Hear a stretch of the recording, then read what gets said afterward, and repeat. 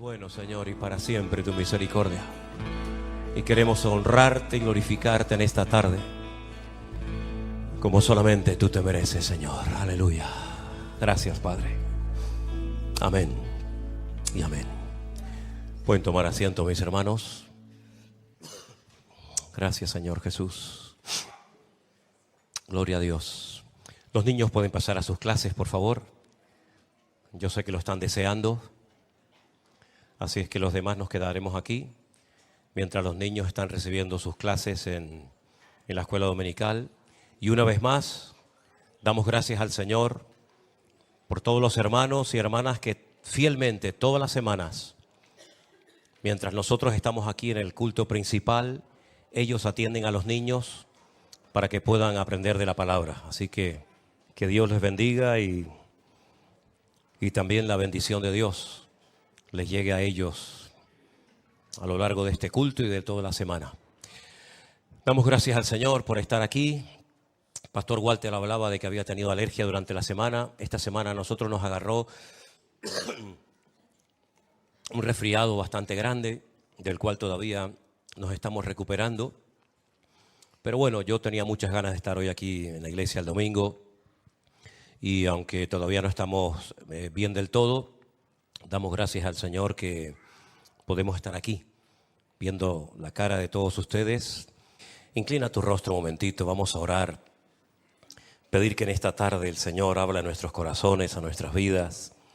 Estamos sin lugar a dudas viviendo tiempos muy interesantes, tiempos difíciles, tiempos peligrosos, tiempos de guerras y de rumores de guerras, de nación contra nación, reino contra reino. Y como bien sabemos, esto no ha hecho más que comenzar. Pero nos agarramos a la palabra de nuestro Dios, a tus promesas, Señor. Y por eso pedimos que en esta tarde tú hables a nuestros corazones, que tu palabra pueda llegar a muchos lugares, Señor, sin problemas. Y que tú nos hables en esta tarde y podamos recibir la porción que tú tienes para nosotros y fortalezcas nuestra fe y nos animes para seguir adelante en la carrera que tenemos por delante, Señor.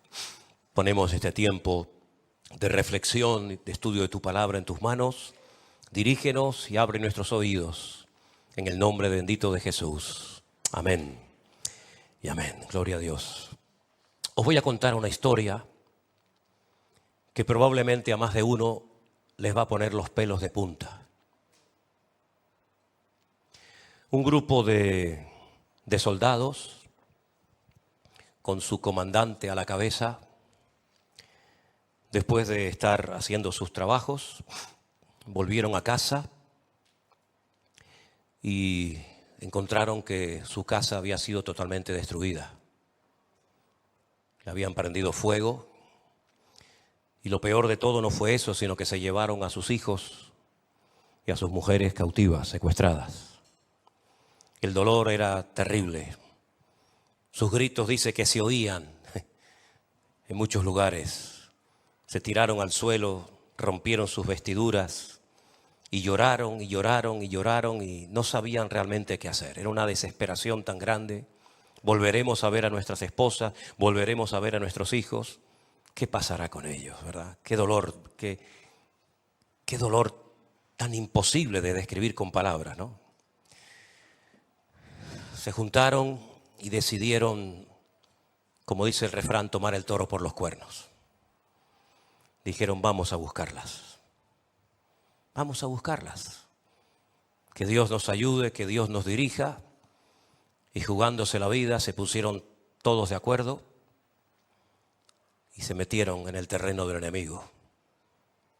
Con el corazón roto, pero con su mirada en el Señor a buscar a sus esposas y a sus hijos. Encontraron a uno que había participado en el ataque a sus casas, a sus familias, que estaba herido. Lograron extraerle la información porque ¿a dónde vamos a buscarlas? ¿Dónde nos metemos? ¿Por aquí, por allá? Lograron encontrarlas. Lograron encontrar a sus esposas, a sus hijos, a sus seres queridos. Estaban todos vivos. Y jugándose la vida, se adentraron en el campamento del enemigo y se dieron cuenta que estaban riéndose y repartiéndose caramelos y pasteles y blasfemando contra el Dios del cielo. Terrible, ¿verdad? Pero lograron arrebatarle el botín a esos salvajes y lograron volver a llevar a sus hijos y a sus esposas nuevamente, por lo menos a la tierra, ¿no? No a la casa, porque ya no estaba, ya estaba destruida. Me imagino que algunos de ustedes estarán pensando, pero esas noticias no han salido en ningún medio de comunicación. Se sigue hablando de más de 250, tampoco se sabe exactamente el número de los que han sido secuestrados, pero en ningún canal de televisión, en ninguna radio, en ningún periódico, se nos ha dicho que un grupo de soldados israelíes entraron en el campamento del enemigo y lograron llevarse de vuelta a sus hogares, a sus hijos y a sus esposas. Y es que en ningún canal de televisión te lo van a contar. Porque esta historia no tiene nada que ver con el 7 de octubre.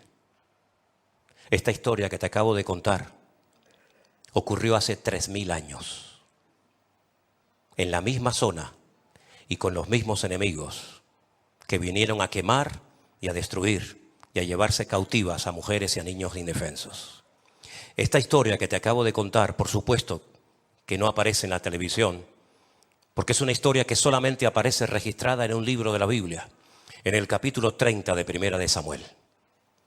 El capítulo 30 de Primera de Samuel dice que cuando David y sus hombres llegaron a Siglat, donde ellos vivían, los de Amalek habían invadido el Negev y a Siglat, y habían asolado a Siglat y le habían prendido fuego. Y se habían llevado cautivas a las mujeres y a todos los que estaban allí, desde el menor hasta el mayor. Pero a nadie habían dado muerte, sino se los habían llevado al seguir su camino. Vino pues David con los suyos a la ciudad, y he aquí que estaba quemada, y sus mujeres y sus hijos y sus hijas habían sido llevados cautivos. Entonces David y la gente que con él estaba alzaron la voz y lloraron hasta que les faltaron las fuerzas para llorar. Se vuelve otra vez a repetir la misma historia, ¿no? Parece mentira. Hace 3000 años pasó exactamente lo mismo que volvió a ocurrir el día 7 de octubre de este año 2023. Las dos mujeres de David, ¿verdad? Aquí menciona el nombre de una de ellas, Ahinoam, Jezreelita, y Abigail, la que fue la mujer de Nabal, el del Carmel, también eran cautivas. David se angustió mucho porque el pueblo incluso hablaba de apedrearlo. Pues todo el pueblo estaba en amargura de alma, cada cual por sus hijos y por sus hijas. Mas David se fortaleció en el Señor su Dios. ¿Cuántos dicen amén? Ahí está el secreto, hermanos. En medio de la angustia, invocar el nombre de nuestro Dios y fortalecernos en Él y en su palabra. Y David le dijo al sacerdote Abiatar, hijo de Ahimelech: yo te ruego que me acerques el efod. Y Abiatar le acercó el efod a David. Era la forma de consultar rápidamente cuál era la voluntad de Dios. No había tiempo que perder, cada minuto contaba en su contra. David consultó al Señor y le dijo: ¿perseguiré a estos merodeadores? ¿Los podré alcanzar? Y él le dijo: sí, síguelos, porque ciertamente los alcanzarás y de cierto librarás a los cautivos. Partió pues David, él y sus 600 hombres que con él estaban, y llegaron hasta el torrente de Besor, donde estaban algunos, donde quedaron algunos. Y David siguió adelante con 400 hombres, porque se quedaron atrás 200, que cansados no pudieron pasar el torrente de Besor. Y hallaron en el campo a un hombre egipcio, el cual trajeron a David, y le dieron pan, y comió, y le dieron agua de beber. Y le dieron un pedazo de masa de higos secos y 2 racimos de pasas. Y luego que comió y bebió él su espíritu, en él su espíritu, volvió su espíritu, porque no había comido pan ni había bebido agua en 3 días y en 3 noches. Y David le dijo: ¿de quién eres tú y de dónde eres? Él respondió: soy un joven egipcio. Yo soy siervo de una amalecita, y me dejó mi amo hoy hace 3 días porque yo estaba enfermo. Así son los amalecitas. ¿Se dan cuenta? Así son los amalecitas. David lo recoge, le da de comer, le da de beber, lo atiende, le da agua, y sin embargo su amo al ver que su criado estaba enfermo, en vez de hacer lo mismo que hizo David, lo que hace es que lo abandona. Qué diferencia, ¿no? Qué diferencia. Y le dijo David, versículo 14, pues hicimos una incursión en la parte del Negev, que es de los cereteos y de Judá, y al Negev de Caleb, y pusimos fuego a Siglat. Y dijo David, ¿me llevarás tú a esa tropa?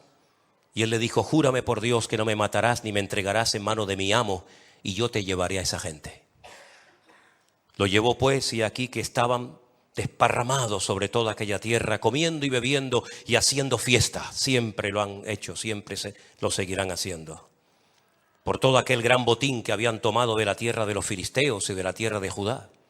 Y los hirió David desde aquella mañana hasta la tarde del día siguiente.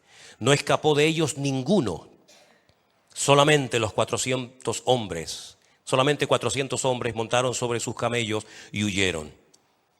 Y libró David todo lo que los amalecitas le habían tomado, y asimismo libertó David a sus 2 mujeres.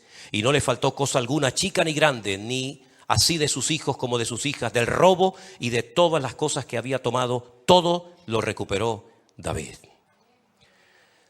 Es increíble, ¿verdad?, cómo hay un enemigo en la Biblia cuyo nombre es Amalek, que es diferente, totalmente diferente a todos los enemigos con los cuales se ha tenido que enfrentar en el pasado el pueblo de Israel.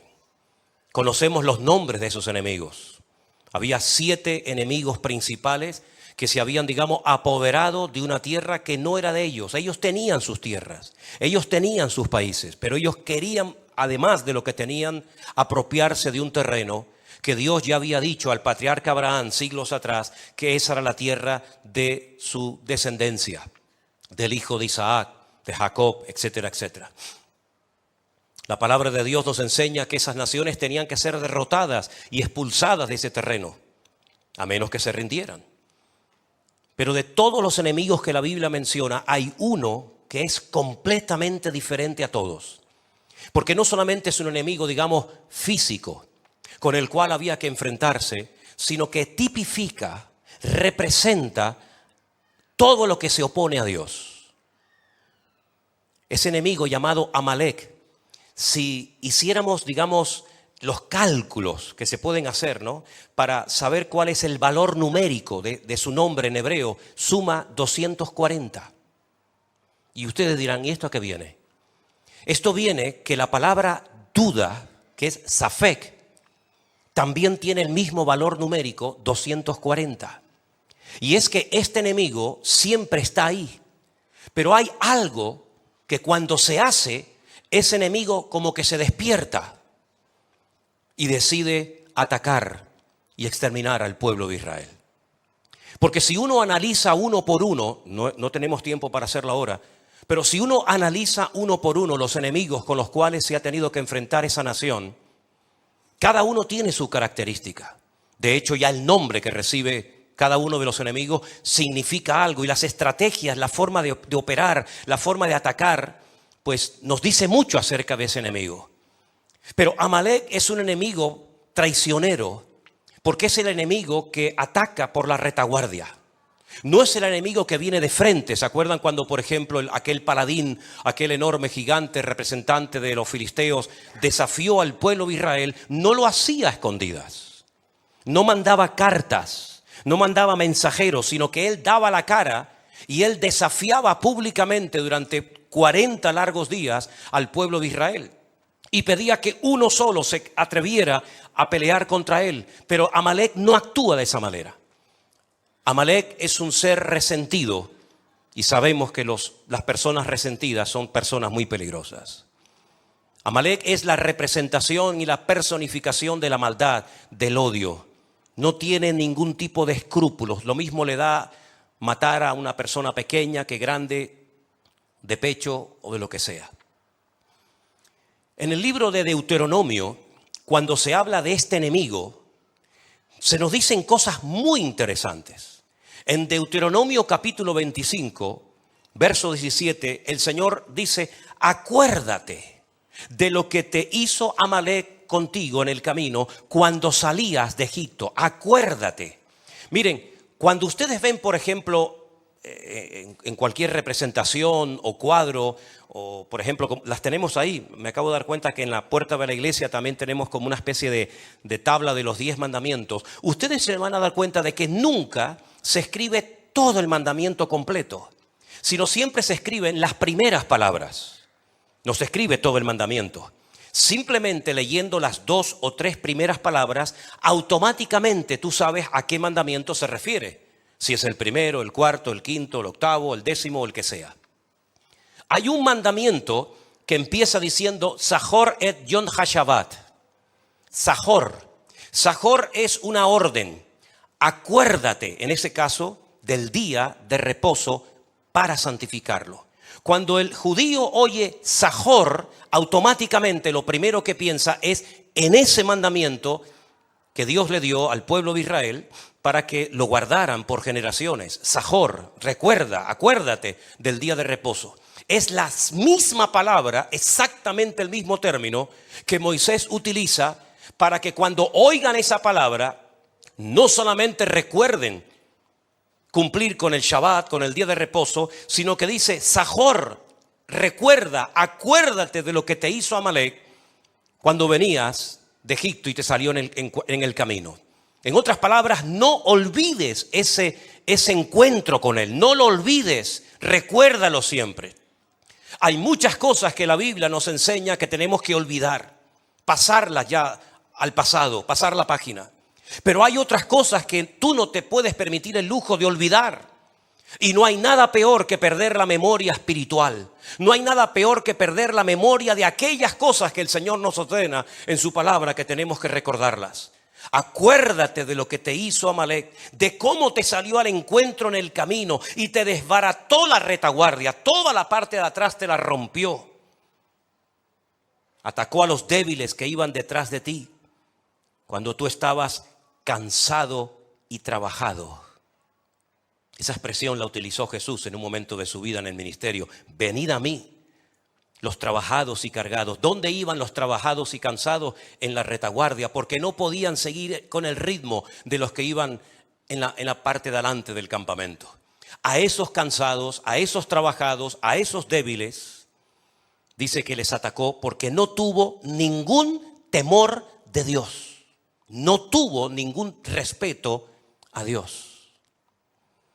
Por tanto, cuando el Señor tu Dios te dé descanso de todos tus enemigos alrededor, en la tierra que el Señor tu Dios te da por heredad para que la poseas, cuando ya estés reposado, cuando ya estés instalado en el país, cuando ya tengas el control de todo tu territorio, tienes que poner en práctica esto que yo te estoy mandando hoy.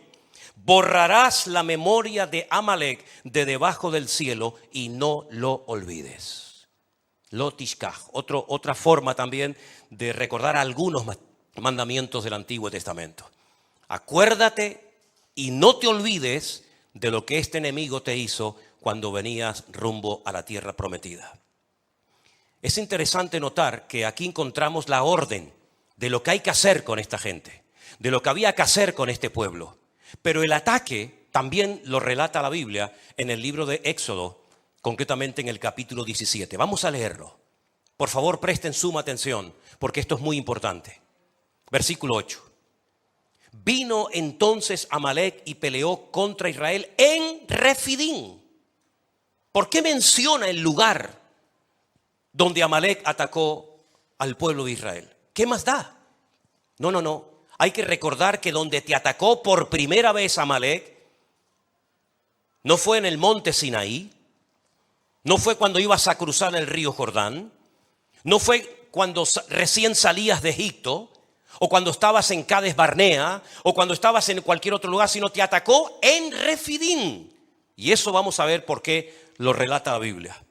Moisés le dijo a Josué, escógenos varones, sal a pelear contra Amalek.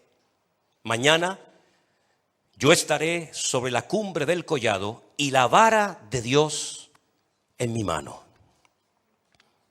Josué hizo como le dijo Moisés, peleando contra Amalek, y Moisés, Aarón y Hur subieron a la cumbre del collado. Sucedía que cuando alzaba Moisés su mano, Israel prevalecía. Mas cuando él bajaba sus manos, prevalecía Amalec.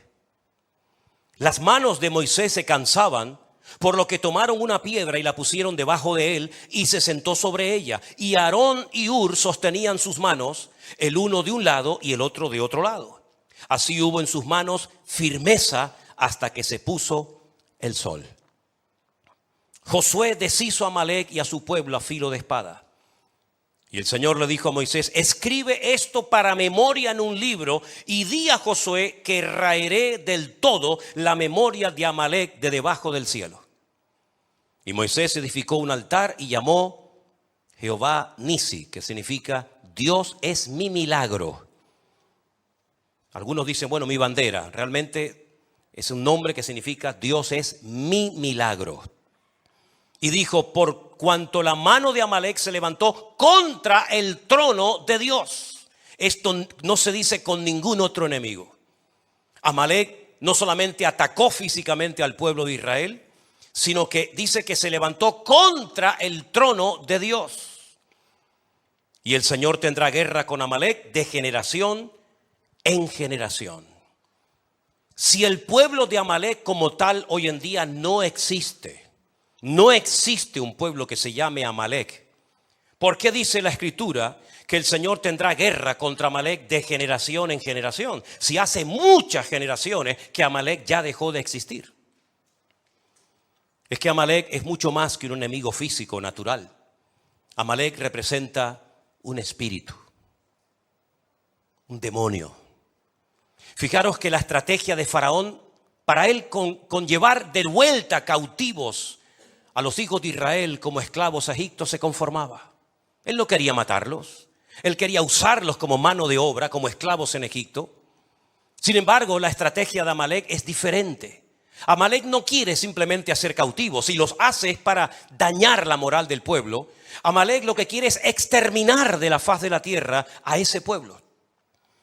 Y ahora tú puedes analizar a lo largo de la historia cuántos pueblos, cuántos imperios, cuántas personas fueron tomadas por este espíritu y decidieron arrasar, borrar de la faz de la tierra al pueblo de Israel. Sería muy interesante que analizaras esto a lo largo de la historia y te dieras cuenta de que no ha sido solamente Amalec el que intentó hacerlo, sino otros tantos. Es un espíritu que va saltando de generación en generación, y en el momento en el que el pueblo de Dios comete un gravísimo error, que es el que vamos a leer ahora, automáticamente se aviva, se activa ese poder destructivo de este enemigo llamado Amalec. El pueblo de Israel sale de la esclavitud en Egipto con el objetivo de ir a la tierra que Dios le había prometido al patriarca Abraham, a Isaac y a Jacob. Pero antes de entrar en la tierra prometida, le sale al encuentro este enemigo. ¿Pero dónde le salió? En Refidín. ¿Y por qué le salió? Porque dice que cuando llegaron a Refidín no había agua para el pueblo. Lo dice Éxodo 17:1. No había agua para el pueblo. ¿Qué es lo que hace el pueblo? Ya habían visto muchas veces la mano de Dios. Ya habían visto cómo el Señor había hecho auténticos milagros para ellos, únicos e irrepetibles. ¿Por qué no clamaron a Dios?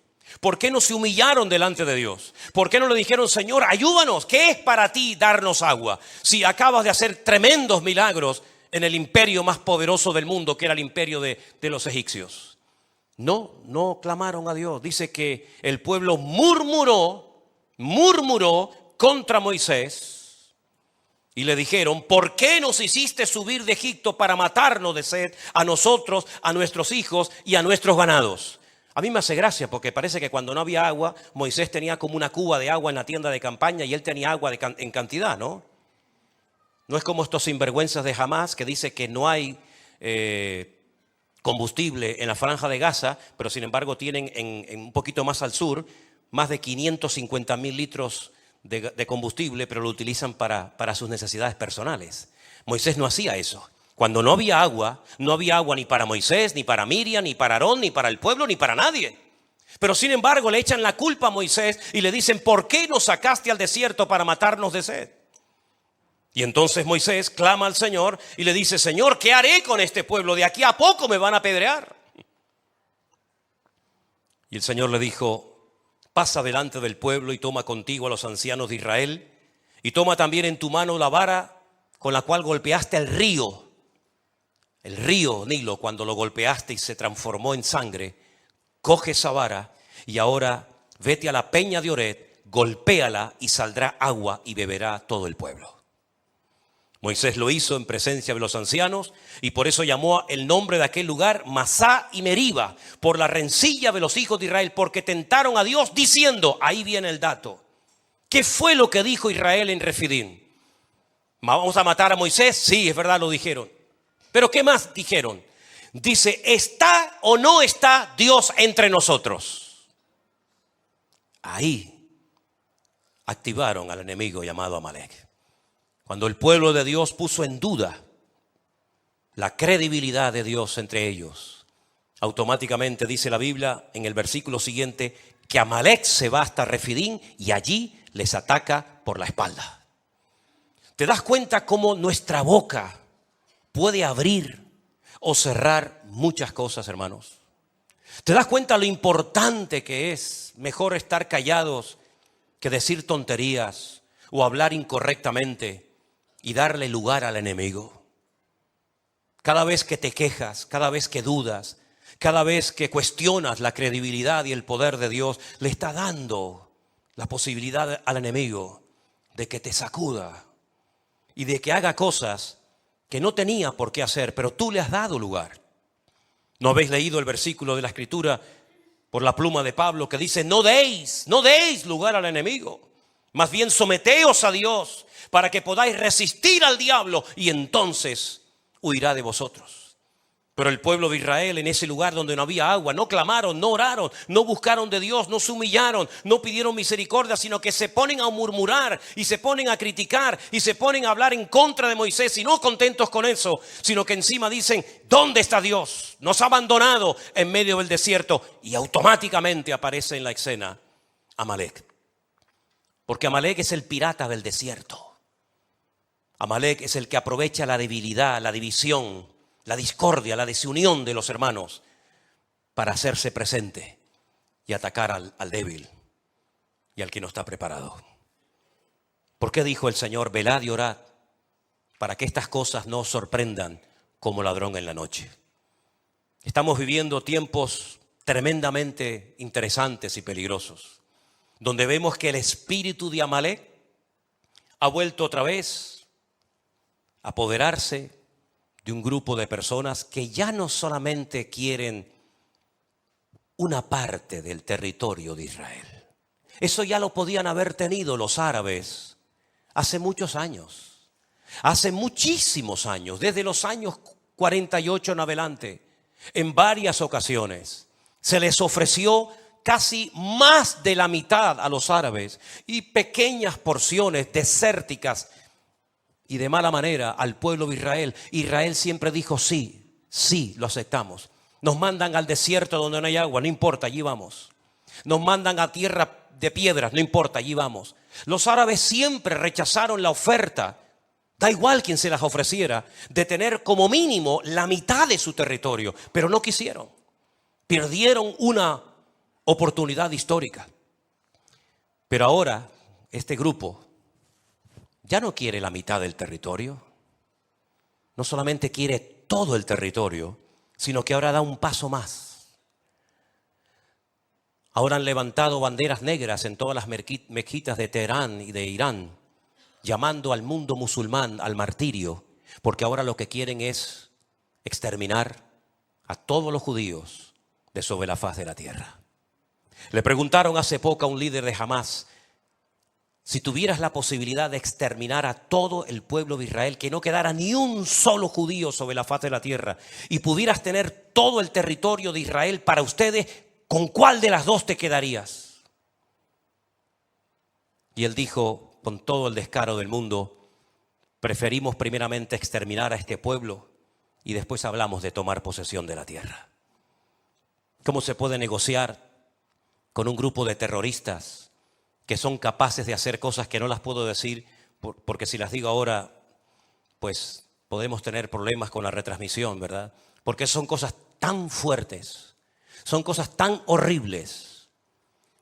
Y parece mentira que algunos gobernantes de nuestro país todavía cuestionen que esto se lo merecía el pueblo de Israel. A veces me avergüenzo de ser español. A veces me avergüenzo de tener pasaporte español. Y no me extrañaría nada que en los próximos viajes a los españoles no nos dejaran entrar a territorio israelí. Porque ya que no los queremos y encima decimos que son ellos los malos, pues no me extrañaría nada como le hicieron, por ejemplo, a nuestra hermana Silvia y a Anderson cuando hace años viajamos y aquel hombre que dijo aquellas declaraciones terribles contra el Estado de Israel, ¿verdad? Pues el jefe de la seguridad del aeropuerto nos dijo: no voy a dejar entrar a ningún venezolano por las declaraciones que hizo su presidente. Y por más que le intentamos explicar que nosotros no teníamos nada que ver con eso, pues estuvieron presos. Sí, hermanos, presos estuvo Anderson. Y nuestra hermana Silvia también estuvo presa. Y otro hermano que también se congregaba con nosotros hace años en la iglesia del Puerto de la Cruz. Del dolor tan grande, ¿verdad? Del dolor tan inmenso de aquellas declaraciones que hizo aquel hombre, que se cumplió literalmente lo que dice la palabra de Dios.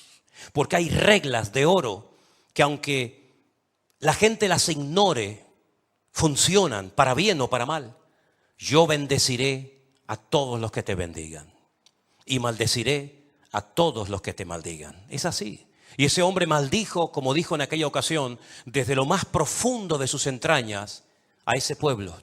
Y en menos de un año, aunque se fue a Cuba y consultó con todos los santeros y brujos, y hasta llegó a Venezuela y sacó los huesos de Simón Bolívar para hacer un ritual para no morir, en menos de un año el cáncer lo agarró por las entrañas y lo consumió. ¿Qué les parece, mis queridos hermanos? Estamos viviendo en unos tiempos tremendos donde la credibilidad de Dios está puesta en tela de juicio. Hay algo tremendamente interesante que pasa con este ataque de Amalek contra el pueblo de Dios. La palabra trono en hebreo se dice kisé. Y el nombre de Dios, todos sabéis que tiene 4 letras. Yod, Hei, Bat, Hei. Cuando se habla de que él atacó el trono de Dios, no aparece kisé Adonai, sino aparece Kes Yah. Es decir, le falta una letra a la palabra trono y le faltan 2 letras al nombre de Dios. Y esto tiene que tener una explicación, claro que tiene que tener una explicación. No es hasta el tiempo del final, cuando en el Salmo, por ejemplo, 9, versículos 7 y 8, el Señor reine y gobierne sobre toda la tierra, que vuelve otra vez a aparecer el nombre del trono y el nombre de Dios completo. Es decir, lo que os dije la semana pasada, por favor recordar los mensajes. No pasáis la página y decís, bueno, otro mensaje más. Recordar las escrituras, recordar lo que se enseña desde este púlpito. Hermanos queridos, detrás de todo esto hay un conflicto, una guerra espiritual. El mundo espiritual es tan real como la silla en la que usted está sentado esta tarde. El mundo espiritual es real. Cuando la semana pasada veíamos cómo Daniel oraba y añadía ayuno a su oración. Y estuvo durante 21 días sin probar bocado. Cuando finalmente se aparece el mensajero del Señor, le dice: desde el principio que te dispusiste a orar, tu oración fue oída. Pero una cosa es que nuestra oración suba, que sea oída, y otra cosa muy diferente es que baje la respuesta. Y dice, el tema es que el príncipe de Persia se opuso y tuvo que venir Miguel a ayudarme. Y cuando termine este conflicto voy a ir a pelear contra otro príncipe, que es el príncipe de Grecia. Y tú dices, pero ¿de qué estamos hablando? De un conflicto en el mundo espiritual. Satanás es el príncipe de las tinieblas y hay un conflicto espiritual. No es un conflicto, un problema político. Si fuera político, se sientan en una mesa y se resuelve en unos días, en unas semanas en la situación. Es que nunca se va a poder solucionar porque hay un conflicto de tipo espiritual. ¿Quién puede más? ¿El Dios de Abraham, de Isaac y Jacob? ¿O Alá? ¿Quién puede más? ¿El Antiguo Testamento y todas las promesas que Dios le dio a ese pueblo o el Corán? Detrás de todo esto hay este conflicto espiritual y por eso en ninguna tertulia de televisión, en ningún programa de radio y en ninguna parte nadie te va a hablar de esto, sino estos son buenos, estos son malos, hay un genocidio, ahora hicieron esto, ahora hicieron lo otro y siempre lo mismo y repetitivo y se realimentan uno al otro. Porque a Israel le dieron una semana de beneplácito, pero todas las naciones de la tierra se terminarán volviendo en contra de este país, porque así también está escrito en la palabra. Y el único que puede resolver esto, ¿sabéis quién es? El príncipe de la paz, al que precisamente en ninguna reunión lo invitan. En la reunión que hicieron estos líderes del mundo en Egipto, no invitaron al Señor Jesús. Cuando se reúnen los líderes europeos, no lo invitan a Él para que esté presente. Cuando se reúnen los líderes en la ONU, nos dicen vamos a orar y pedirle a nuestro Dios que nos dé sabiduría y revelación y que nos ayude a buscar un remedio a todo esto. El otro día dijo alguien algo muy interesante. Si todos los judíos que están en el mundo esparcidos volvieran ahora todos a Israel, tal vez así se acabaría el problema. Ya no habría problemas en Inglaterra, en Francia, en Alemania, en España o en cualquier otro país. Y alguien le contestó y le dijo, no, tampoco así se resolvería. Porque el objetivo, lo que tienen por escrito, y todos sus seguidores lo saben, es la exterminación del pueblo de Israel. Está en peligro, entre comillas, el nombre de Dios. Y Dios dice que intervendrá y salvará, no por vosotros, sino por amor a mi nombre, porque el Señor ha comprometido su palabra en guardar a ese pueblo y ese territorio y a esas familias, aunque no crean en Él, aunque le rechacen. Fíjate lo misericordioso y lo amoroso que es Dios, que a pesar de los pesares, Dios dice, aquí estaré siempre peleando por mi tierra, porque la tierra de Israel no es ni de los judíos, ni de los palestinos, ni de nadie, sino la tierra es de nuestro Dios. Así que mis queridos hermanos, hasta que no entienda la gente que esto es un conflicto espiritual, difícilmente van a poder acertar y darse cuenta de que realmente el único que puede solucionar todo esto es nuestro Dios. Hay algunas características que he anotado aquí que quisiera compartir con ustedes acerca de cómo actúa este espíritu, que no solamente actuó digamos un poco en el tiempo del faraón, aunque realmente con matar a los niños se conformaba. Dejó a las mujeres, por ejemplo, vivas. Pero sin embargo, si ustedes leen detenidamente, y espero que lo puedan hacer esta semana, el libro de Esther, se van a dar cuenta que el personaje que es usado por el diablo en ese momento de la historia, él quería exactamente lo mismo que quiere ahora esta gente: el exterminio total y absoluto del pueblo de Israel. Pero todos sabemos la historia, ¿no? Todos sabemos que le salió el tiro por la culata, pero ya hubo otro segundo intento, y a lo largo de la historia ha habido otros momentos y otros lugares.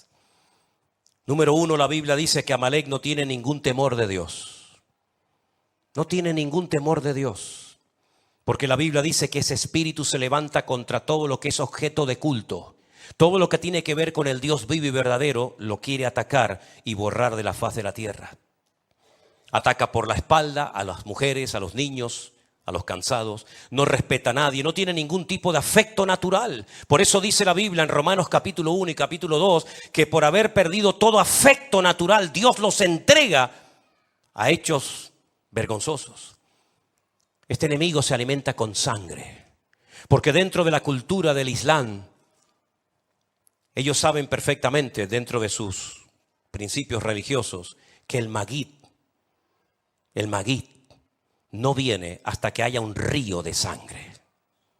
Y ustedes se preguntarán, ¿y quién es este Maguid?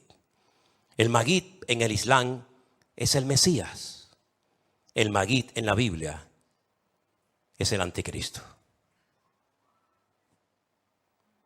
Y el otro día dijo un líder, porque dicho sea de paso, los líderes de Hamás, que son todos multimillonarios y tienen fortunas tremendas, no están en la Franja de Gaza.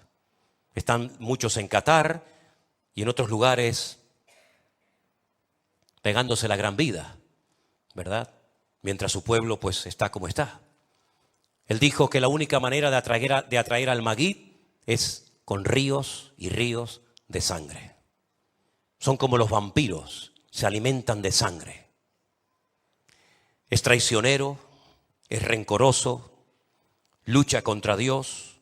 Fue el enemigo que pretendía frenar el avance del pueblo de Dios en su conquista, en su objetivo de tomar la tierra prometida. Dios le había dicho, esta es la tierra donde fluye leche y miel, la tierra que yo le prometí a vuestros padres. Y Amalek se para y dice, no vais a pasar por aquí. Por eso dice la Biblia que tuvieron que hacer un rodeo y no entraron por el sur, por lo que sería hoy en día la franja de Gaza, sino que hicieron un rodeo y entraron por los campos de Moab, por lo que sería hoy en día Jordania, otro país inventado, dicho sea de paso, y tuvieron que cruzar el río Jordán. Y cuando cruzan el río Jordán, el primer obstáculo que se encuentran, por supuesto después del río, es la ciudad de Jericó. ¿Por qué hicieron ese rodeo? Porque Amalek era un enemigo que como los atrapara, los quería arrasar de la faz de la tierra. Y el Señor le dijo, te vas a encargar de ellos, pero una vez que tomes posesión de la tierra, una vez que ya tengas el control de la tierra, no te olvides de lo que te hizo y borrarás su memoria de la faz de la tierra. Amalek es como una especie de virus. Es un virus que muta. Hoy utiliza un grupo, mañana utiliza otro, hoy utiliza un sistema político, mañana un sistema religioso. Y es un virus que va mutando a través de los tiempos. Y la persona que se abre y está dispuesta a ser afectada, usada por ese virus, por supuesto que lo hace, y más si tiene poder y más si tiene dinero. Representa el antagonismo puro en contra de todo principio moral o espiritual o de la índole que sea. Es interesante notar que los datos dicen que desde la Segunda Guerra Mundial no habían muerto en un solo día tantos judíos como desde el tiempo de la Shoah, el tiempo del Holocausto. Y es que se vuelve a repetir la historia, ¿verdad? Se vuelve otra vez a repetir, no con el nombre de Amalek, sino con el nombre de, en este caso, de Hamás. Palabra que aparece muchas veces, 39 veces en la Biblia. 39 veces aparece la palabra Hamás en la Biblia. La primera vez que aparece, para darles un pequeño dato, es cuando el Señor dice que observó la tierra y la tierra estaba llena del Hamás. Estaba llena de actos de violencia y el Señor dijo, hasta aquí hemos llegado. Borrón y cuenta nueva. Prepara el arca donde te salvarás tú y todos los que quieran salvarse.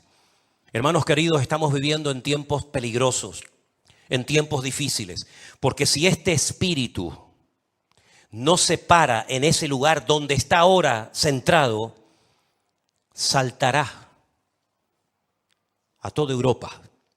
Y Europa, que está dormida y atontada desde hace ya muchísimos años, abierta a lo que nunca tenía que haberse abierto y cerrada a lo que nunca tenía que haberse cerrado, será la siguiente víctima. Porque no se olviden que todos y cada uno de nosotros, no solamente por ser, digamos, occidentales, sino además por ser cristianos, seguidores de Cristo, del Rey de Reyes y Señor de los Señores, el que murió y resucitó al tercer día, también nos hemos convertido en enemigos potenciales de este tremendo espíritu llamado Amalek, o ponle el nombre que tú prefieras. ¿Cómo se puede vencer y cómo se puede luchar contra todo esto? De rodillas. Lo decía Walter hace un rato. Nuestra gran fortaleza, ¿sabéis cuál es? ¿Sabéis cuál es la fortaleza nuestra en este momento? Nuestra debilidad. Nuestra gran fortaleza es que somos débiles para defendernos contra estas cosas. Pero el Señor le dice a los débiles, digan los débiles, fuerte soy en el Señor. Esta batalla espiritual no es contra sangre y contra carne, por lo menos lo que nos toca a nosotros, sino contra príncipes, contra potestades, contra gobernadores, contra huestes espirituales de maldad en las regiones celestes. Por eso Pablo habla de escudo, de yelmo, por eso Pablo habla de una armadura y describe cada una de las piezas de esta armadura como algo que el enemigo quiere robar, como os dije la semana pasada. El yelmo de la salvación no quiere que la gente se salve, sino que se condenen eternamente. El apresto del evangelio de la paz quiere robar la paz y poner la guerra. Dice la Biblia que el escudo es el escudo que representa la fe. Quiere quitar la fe. Quiere que la gente sea incrédula, que crean tonterías menos en quien tiene que creer. Y así sucesivamente el enemigo tiene una agenda, porque déjeme que les diga algo, Satanás no se cansa, Satanás no toma vacaciones, Satanás no se toma un respiro, Satanás es un ser amargado, frustrado, que está constantemente pensando en el mal, es padre de mentira.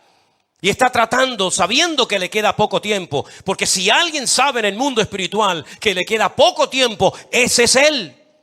Pero sabemos que en este poco tiempo la iglesia tiene que estar preparada con lo único que puede hacer, orando y velando para que estas cosas no nos sorprendan, como si alguna cosa extraña estuviera aconteciendo en el mundo, sino que supiéramos que nuestros hermanos están siendo sacudidos en todas partes. Yo hablo casi a diario con hermanos nuestros en la fe, en Jerusalén, en Tel Aviv, en Galilea. Constantemente estoy hablando, casi todos los días hablo con ellos. Hablé hace unos días, me llamó, mejor dicho, nuestra hermana Susana, que vive en Galilea, en la ciudad de Tiberias. Y estuve hablando con ella, una hermana que cuando ella llegó con su marido, recién terminada la Segunda Guerra Mundial, allí a Israel, queridos hermanos, había 4 creyentes en toda la Galilea, 4 creyentes, y se tenían que ir a lo alto de una montaña a orar a escondida para que los rabinos no les apedrearan y no les escupieran y no los maltrataran. Pero ellos iban a orar y les hacían pintadas en las puertas de las casas y le hacían todo tipo de cosas. Y hoy en día tienen una congregación de más de 400 hermanos nuestros en la fe en la ciudad de Tiberias, en Galilea.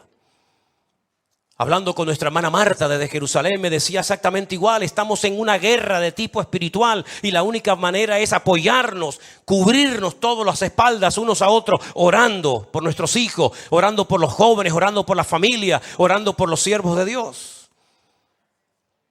Porque dice la Biblia que desde la angustia podremos llegar a invocar el nombre del Señor y el Señor nos responderá y será propicio. Amén, hermanos.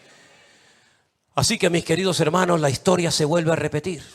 La historia es exactamente igual. Vino Amalek, atacó la ciudad donde vivía David, le prendió fuego, se llevó a la mujer, se llevó a los hijos, hizo un desastre, hizo un banquete, regalos, y no había fuegos artificiales, si no los hubieran hecho también. Y 3.000 años más tarde volvemos a ver del mismo territorio, porque siempre vienen del mismo territorio, siempre. Gaza es uno de los pocos lugares del mundo y de la Biblia que tiene el mismo nombre desde el Antiguo Testamento hasta nuestros días. Y es interesante notar lo que la Biblia dice acerca del futuro, de lo que le va a pasar a Gaza. No lo digo yo. Yo siempre digo a la gente cuando, saben que como dije el otro día, se ha puesto muy de moda eso de te cogen un vídeo, uno te parte hacia la mitad y se pone al lado. Escuchen, miren lo que dice este hombre, miren lo que dijo. Se ha puesto de moda esa historia, ¿no? Pues, queridos hermanos, estamos viviendo en unos tiempos en los cuales necesitamos doblar la guardia. ¿Oramos? Sí, hay que orar más. Buscamos el rostro de Dios, nada más empezar a la mañana, hay que hacerlo mucho más. Porque el horno se ha puesto tan fuerte y la presión va a ser tan tremenda. Ya desde el 2020 el Señor nos viene hablando muy claramente. Y nos metió una sacudida a los creyentes y probablemente nos preparó para esta hora de la historia. Porque yo le decía hace un instante a Anderson, ¿quién va a orar por los judíos hoy en día? ¿Quién va a doblar rodilla para orar por ese pueblo? ¿Los musulmanes? ¿Los budistas? ¿Los hinduistas? Los únicos que van a orar, y espero que lo hagan, por el pueblo de Israel y por nuestros hermanos allí, vamos a ser nosotros los cristianos, los hijos de Dios. Y vuelvo otra vez a repetirse la historia. Israel ahora está triste, la gente está triste, no hay tal vez esa alegría que había antes, ¿verdad? Pero ahí apareció una gentil que consoló a una cansada y triste Noemí, que ya decía, me tengo que cambiar hasta el nombre, porque mi actitud no coincide con el significado de mi nombre, ¿verdad? Y yo creo que en este tiempo, no sé hasta cuándo, yo no sé hasta cuándo el Señor nos permitirá ver lo que está pasando, no lo sé. No tengo ni ideas porque cuando uno vivió el 2020 con la pandemia dijimos, esto fue lo más grande que nos ha pasado en nuestra vida, ¿sí o no? Cerrar todas las iglesias, millones de cristianos sin poder congregarse, Parece que aquello era lo peor que nos podía pasar, ¿no? Dios después cambió todo en bendición. Pero ¿hasta dónde nos permitirá ver el Señor? Yo llevo días analizando y leyendo y preguntándole al Señor y orando. Señor, esta va a ser una guerra más, la octava, dicho sea de paso. La octava guerra que Israel no ha empezado nunca ninguna, pero que dicho sea de paso siempre las terminó ganando todas. ¿Será esta una más en la lista? ¿O será esta una que nos lleva a la otra y a la otra? Porque como les dije la semana pasada, y créame que voy concluyendo, lo peor está por venir. Esto es simplemente un pequeño botón de muestra. El enemigo más grande que tiene Israel no es la franja de Gaza. El enemigo más grande vendrá del norte. Les dije que leyeran, ¿se acuerdan? Ezequiel 38 y 39, God, Magod, Mesed y Tubal, que dice que el Señor los agarra por las quijadas y le dice, ven, yo soy el que te voy a llevar a mi tierra y aquí te probaré. Y dice la Biblia que hasta lugar de sepultura tiene el Señor preparada para God. ¿Os habéis preguntado alguna vez cómo el Señor le permite a God ser enterrado en tierra de Israel? ¿De dónde desciende God? ¿Qué fue lo que hizo un descendiente de God en el pasado para que Dios le permita ser enterrado en Israel? Cuando dice la Biblia que llegará hasta la altura del monte de los olivos y cuando quiera tomar posesión de la tierra gloriosa, hasta ahí llegará, ¿verdad? Su poder destructivo. Sabemos, queridos hermanos, que hay naciones tremendamente poderosas con un armamento nuclear que podrían destruir, según han dicho ellos, 9 veces el planeta Tierra, que no sepa que tienen tanta, con uno que lo destruyan ya vale, ¿no? 9 veces podría destruir cualquiera de esas naciones el planeta Tierra. Una de esas naciones, junto con una confederación gigantesca de naciones, volverá a atacar a Israel por el norte. Lo sabemos, queridos hermanos. Esto es simplemente un pequeño botón de muestra de lo que va a ocurrir en el futuro. Y la pregunta es, ¿y Dios dónde está en todo esto? El otro día una persona de la ciudad de Modi'in, una ciudad preciosa que está entre Tel Aviv y Jerusalén, me llamaba por teléfono y me decía, tú sabes que yo no soy muy creyente, pero sé que tú como pastor me puedes tal vez responder a esta pregunta. ¿Dónde estaba Dios el día 7 de octubre? Su hija había comprado una entrada para ir a ese festival de música por la paz. Por la paz y por el amor. Pegaditos a la franja de Gaza, porque dicho sea de paso, casi todos los habitantes del sur de Israel siempre tiraban más, ¿no? A lo pro-palestino, a ayudarles.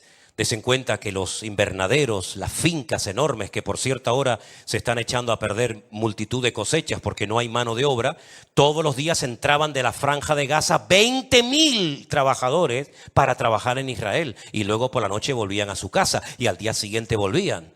Y había personas, por ejemplo, una de las señoras que fue, digamos, liberada el otro día, esa señora de 80 y pico de años, se encargaba de llevar a gente enferma de la franja de Gaza a hospitales de Israel pagado por su bolsillo para ayudarles a los pobrecitos.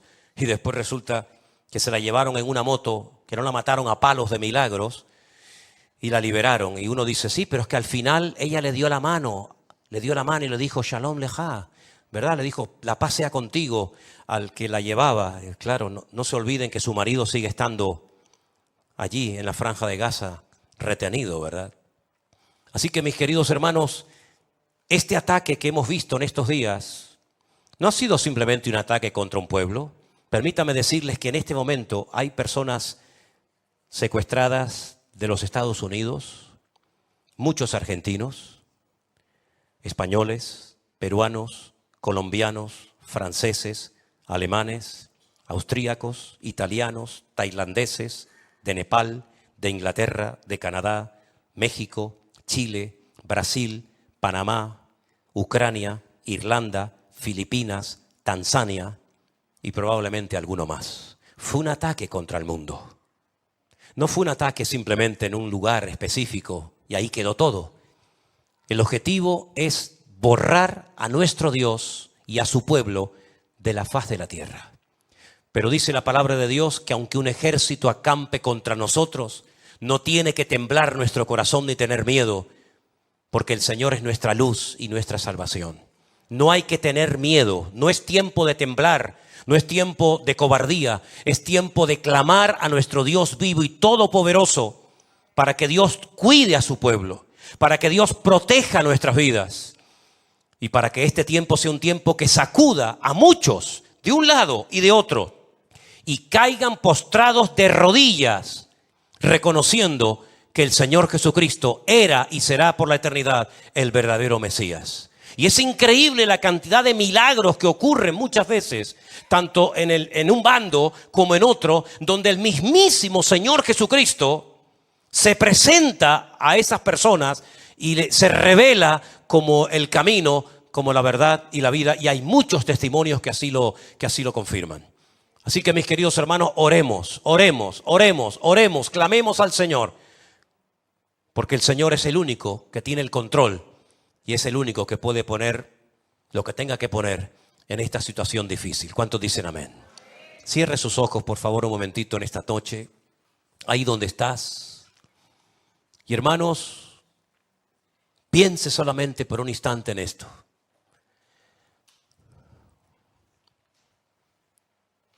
A tan solo unos días atrás, nada de esto había pasado. Todo cambió prácticamente de un día para otro. Ya nos pasó en el día del confinamiento. De un día para otro, todo cambió. Ahora, por segunda vez, vuelve otra vez a cambiar todo. Y como dije la semana pasada, Israel nunca más volverá a ser igual.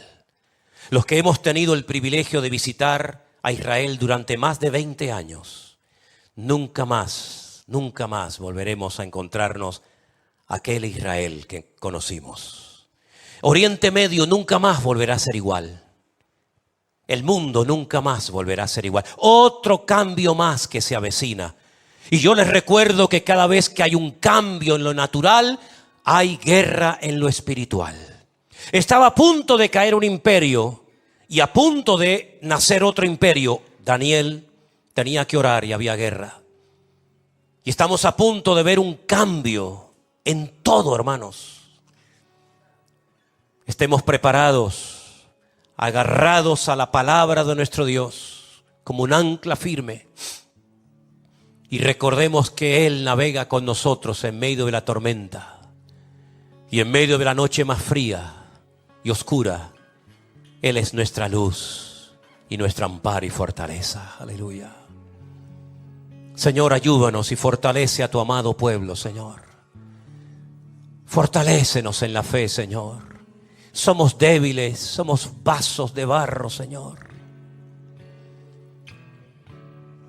Tú eres nuestro refugio, Señor.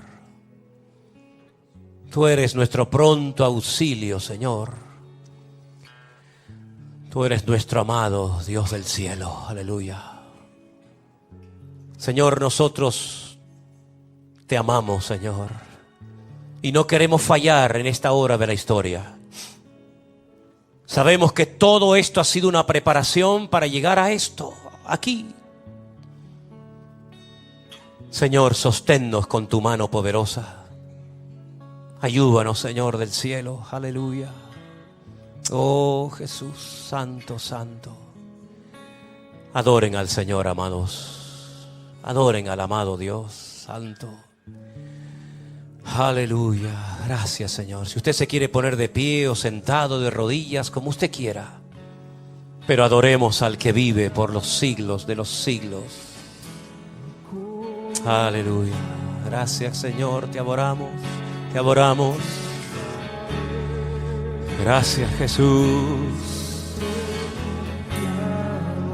Gracias, Señor. Gracias.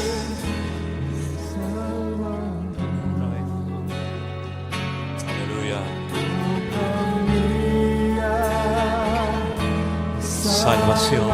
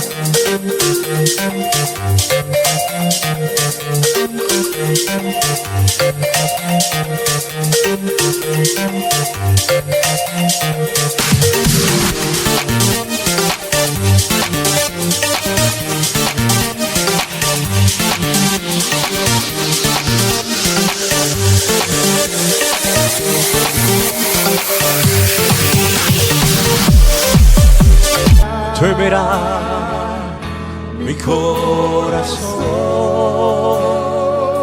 Gracias. Siempre, siempre. Siempre confiado. Amén, amén. Salvador.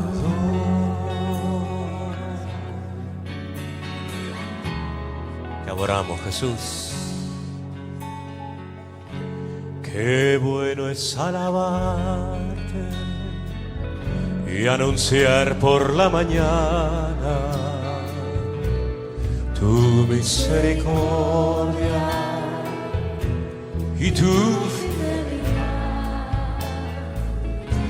Tú eres mi fortaleza En medio de la angustia, tú eres mi pronto auxilio. En la tribulación, una vez más. Qué bueno es alabarte y anunciar por la mañana tu misericordia y tu fidelidad. tú eres mi fortaleza. En medio de la angustia, tú eres mi pronto auxilio. En la tribulación, roca mía, salvación, no temerá mi corazón. Yo estaré siempre confiado en mi Salvador.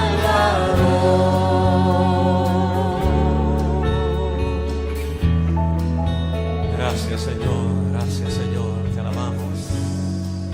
Gracias, Señor. Vamos a agarrarnos al Señor cada día, hermanos. No nos queda otra más que agarrarnos a nuestro Dios. Aleluya. Las personas que tienen ya una cierta edad a veces me preguntan, toda la vida esperando para llegar a esta edad, mi casita, mis nietos, mi jubilación. Hermanos queridos, entreguémosle nuestra agenda al Señor. Hace tiempo que le dije, ya no llevo agenda. De hecho, no tengo agenda. No quiero tener agenda, Señor. Mi agenda eres tú, Señor. Lo que tenga que pasar, que pase. Lo que tenga que venir, que venga. Y que Dios nos ayude a dar la talla en esta hora. Porque sería una pena, una tragedia haber corrido tanto tiempo, ¿no? Para al final ser igual que los demás, hablar igual que los demás, dar un paso atrás. Antes prefiero irme con el Señor. Antes de que pasemos a la historia como aquellos que predicaban, pero que al final se acobardaron y huyeron, ¿no? Hermanos queridos, el Señor está con nosotros. Dígaselo al que está a su lado, dígale, hermano, tranquilo. Dios está en control, Dios está contigo. Aleluya. Saluda a su hermano. Oración, nos gozamos hoy aquí, adorando a nuestro Dios. Bendeciré tu nombre, eterna, adorando a nuestro Dios. Bendeciré tu nombre, eternamente y para siempre, de suprema alabanza. Eres digno, mi Señor, roca mía y salvación. Aleluya. No temerá mi corazón, yo estaré siempre confiado.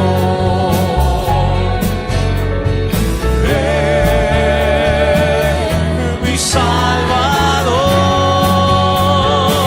roca mía, mi salvación, no temerá mi corazón. Yo estaré siempre confiado en mi Salvador.